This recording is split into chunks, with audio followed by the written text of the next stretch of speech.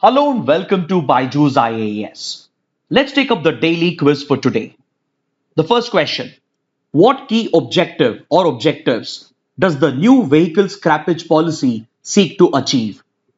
Reduce pollution, improve fuel efficiency, increase government's revenue collection from the sale of new vehicles, promote the development of electric vehicles. The correct answer would be option D 1, 2, and 3. This question has been asked because we have an article in the Hindu that refers to the vehicle scrappage policy. See, the government of India announced the vehicle scrappage policy in the 2021 budget, and it seeks to replace the old vehicles with newer vehicles, as the older vehicles, especially the ones which are more than 15 to 20 years old, they are highly polluting vehicles and they are very inefficient with regard to fuel consumption. Plus, replacing older vehicles with new vehicles will increase the sales for the automobile manufacturers and thereby bring in additional revenue to the government. According to this article, the government has shared the finer details of the vehicle scrappage policy, and it provides for mandatory fitness tests for old vehicles, and in case of commercial vehicles which are more than 15 years old, and in case of private vehicles which are more than 20 years old, fitness certificate has been made mandatory, and those vehicles which fail to get the fitness test will be deregistered and they would be declared as an end of life vehicle. This condition would also apply for all vehicles owned by the government and PSUs which are more than 15 years old. Those vehicles which fail to pass the fitness test, they will be deregistered, and the government plans to implement this policy in a phased manner starting from 2022 going all the way up to 2024. Plus, under the policy, the government is also encouraging the customers to replace their older vehicles with new vehicles by offering a set of incentives. Through this policy, the center has directed the state governments to provide a rebate in road tax up to 15 to 25%. A 15% rebate in road tax would be provided by the state governments for commercial vehicles, whereas a 25% rebate would be provided for private vehicles. Then the government has also proposed to completely waive off the registration fees for new vehicles if they are being bought in order to replace the older vehicles. Then the government is also issuing an advisory to the automobile manufacturers to provide an additional 5% discount on the purchase of newer vehicles, provided if the customer is providing the scrapping certificate of the older vehicle. So this policy will help in recycling the older vehicles, and it will also help in taking them off the road, thereby reducing pollution, increasing fuel efficiency, and bringing additional revenue to the automobile sector and the government. But however, the policy doesn't have any specific provision related to the promotion of electric vehicles. Now let's take up the second question. Which of the following statements are correct?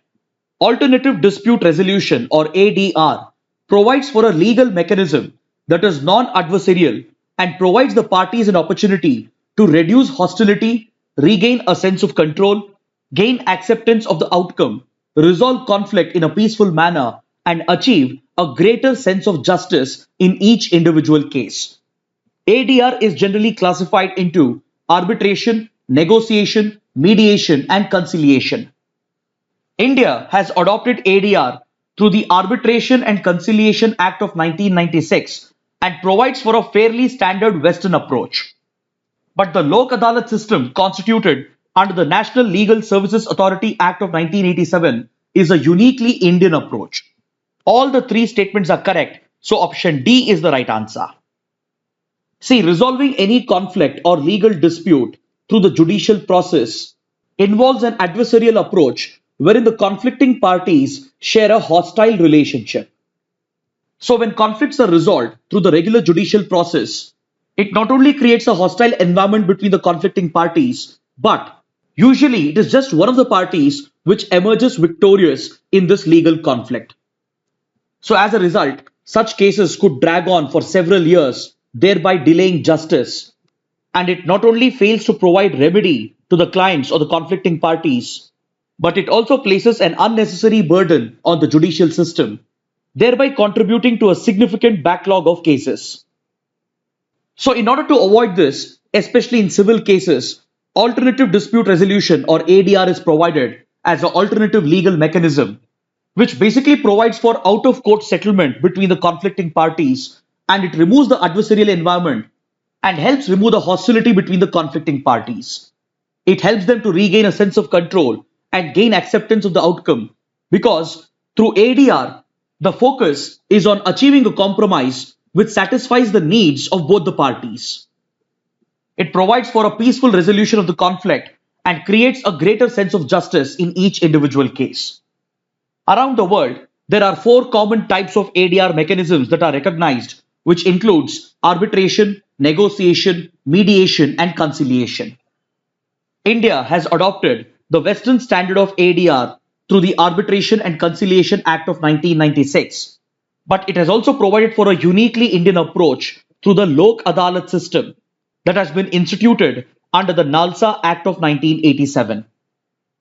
The Lok Adalat system is based on India's history of resolving conflicts at the village level by involving the village elders through a village panchayat. It also draws inspiration from the Gandhian principles of grassroots democracy, and it provides an alternate platform out of the court to settle disputes and arrive at a compromise between the two conflicting parties.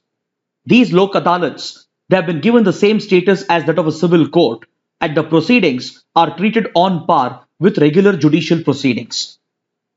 So the final compromise that is worked out through a Lok Adalat system is binding on both the parties, and it provides for faster dispute resolution and also avoids the hostile environment and provides a greater sense of justice to all the parties. This question has been asked because according to this article in the Hindu, Justice Ramanna of the Supreme Court, who is next in line to become the Chief Justice of India, has highlighted the importance of alternative dispute resolution mechanism and the National Legal Services Authority in promoting Lok Adalats, arbitration, mediation, and conciliation in order to reduce the pending backlog of cases and as well as to speed up dispute resolution. Now let's look at the third question. Which of the following statements are correct? The system of Lokpal and Lokayukta provides for an anti-corruption ombudsman institution at the national and state level respectively. States do not have the power to set up the Lokayukta and have to strictly abide by the guidelines of the center. Amongst the given statements, the second statement is incorrect. So option A is the right answer. See, the Lokpal and the Lokayukta are ombudsman-like institutions that focus on corruption within the government. And while the Lokpal is meant to deal with government corruption at the national level, the Lokayukta deals with government corruption at the state level. Back in the 1960s itself, the first Administrative Reforms Commission had recommended the establishment of such institutions. And from 1970s, several state governments had taken the lead to set up the Lokayukta. So this clearly makes the second statement incorrect because states have their own independent powers to set up the Lokayukta and they need not abide strictly by the guidelines of the center. Then following the Lokpal movement led by Anna Hazare, the parliament finally enacted the Lokpal and Lokayukta Act in 2013, which provides for the establishment of a Lokpal at the center and a framework for the state governments to set up a Lokayukta at the state level. This question has been asked because we have a related article in the Hindu, according to which the Bihar Assembly has passed the Lokayukta Amendment Bill, which proposes to punish people filing false cases in order to prevent the misuse of the institution or the wastage of its precious time. Now let's move on to the fourth question. Which of the following statements are correct? India does not allow for any FDI in the insurance sector. The Insurance Amendment Bill 2021 proposes to allow FDI in the insurance sector up to 74%. Amongst the given statements, the first statement is incorrect, so option B is the right answer. See, since several years, India has already allowed for FDI in the insurance sector, and currently the percentage of FDI allowed stands at 49%. Now the government has proposed a new amendment bill to increase the FDI limit to 74%, thus making the second statement correct. This question has been asked because according to this article in the Hindu, the Rajya Sabha has passed the amendment bill to raise FDI limit in the insurance sector to 74% from the existing 49%. Now let's take up a practice question from the 2017 prelims paper. Mediterranean Sea is a border of which of the following countries? Jordan, Iraq, Lebanon, Syria. The correct answer is option C, 3 and 4 only. Amongst the given options, it's only Lebanon and Syria which share a border with the Mediterranean Sea. Please look at this map. You can clearly see that Lebanon and as well as Syria, located over here, they both share a border with the Mediterranean Sea. Whereas Jordan and Iraq are located over here and they are not connected directly to the Mediterranean Sea. Now, coming to the fact of the day, we shall have a discussion on supplementary demand for grants. Because according to this article in the Hindu, the Lok Sabha has approved the supplementary demand for grants. See, supplementary demand for grants is nothing but the additional grant that is required to meet the excess expenditure of the government. When the earlier grants that are authorized by the parliament in the budget fall short of the required expenditure, then a new estimate is presented before the parliament for supplementary or additional grants. And these are presented and passed by the parliament before the end of the financial year. This provision related to supplementary, additional and excess grants is mentioned under Article 115 of the Constitution. And when the actual expenditure incurred on a particular service exceeds the approved grants of the parliament, then the finance ministry presents a demand for the excess grant. Such excess in spending is brought to the notice of the parliament by the Comptroller and Auditor General of India, and these additional demands are also examined by the Public Accounts Committee.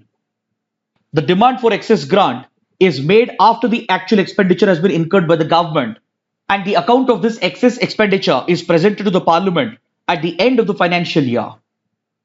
Under this supplementary demand, there are 4 types of grants that are recognized, and this includes additional grant, which is granted for a completely new service that was not contemplated earlier in the budget. Then excess grant is provided if the government has spent more money on a particular expenditure that was already approved by the parliament, and this excess grant would be approved later by the parliament at the end of the financial year. Then exceptional grants are provided for exceptional circumstances, and the token grant is provided to meet the proposed expenditure on a new service, and for that a token sum is approved by the parliament. So with this, let's conclude the discussion for today. Thanks for watching.